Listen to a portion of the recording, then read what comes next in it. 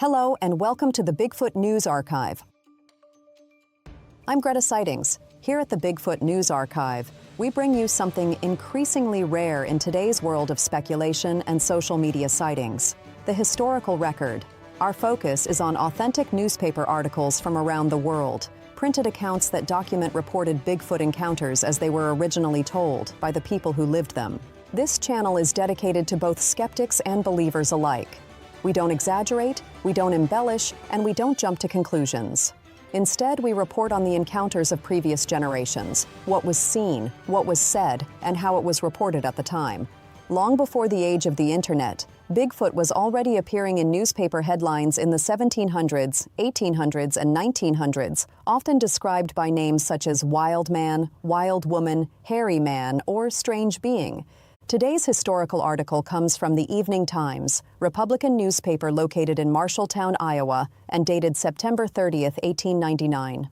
The article reports on an encounter which takes place in Diagonal, Iowa, and the title reads, "Saw the Wild Man.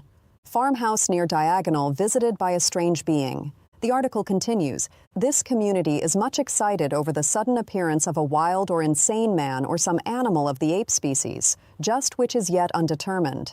It was first seen about 8 o'clock in the morning at the residence of Mr. Sam Crooks, 4 miles from this town. Mr. Crooks had gone to Diagonal, and there were only 2 women and an infant in the house at the time of its visit. Mrs. Crooks and her daughter, a girl of 15, were engaged in household duties when the window was darkened, and looking up, they saw that the cause was a huge man-shaped being, nearly 7 feet high and covered with long black hair or with a clothing of skin. Its face, as well as its body, was so overgrown with hair that features were not distinguishable. Mrs. Crooks was so terrified that she ran out of the door and fell fainting in the yard. The girl grabbed the baby from the bed where it was sleeping and tried to escape by the same exit, but was prevented by the wild man, as the object is called there, who stepped over Mrs. Crooks and entered the house by the same door through which she made her exit.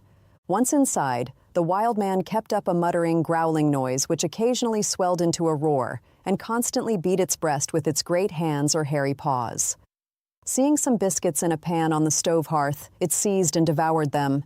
The terrified girl by this concluded the animal was hungry and immediately placed on the table additional food, which it devoured in the same ravenous manner. It then went out and started toward the timber, half a mile distant. When it was probably a quarter of a mile from the house, a party of hunters drove up and stopped to get some water.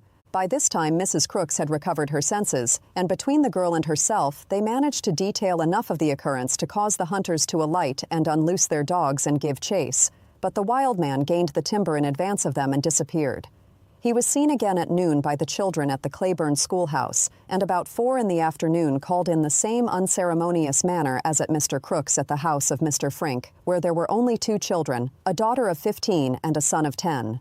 Just as it was about to enter the house, Mr. Frink drove up from the field with a load of corn. When the wild man heard sounds of the wheels, he jumped a fence and disappeared in the corn rows. The team was frightened by it, and it was some little time before Mr. Frink could leave them. When he did so, he was not able to find the man. He, however, saw him distinctly, and says there is no doubt the animal is an enormous ape or gorilla. When it leaped the fence, it gave a tremendous roar. A farmer north of here, near the Grand River Timber in Union County, reports that he heard it roar among the trees early the other morning, and while hunting his horses found the place where it seemed to have made a sleeping place. Here are 3 key points to consider concerning this article. Number 1, physical appearance was non-human. The creature was described as being entirely covered in long black hair, including its face, with no distinguishable human features.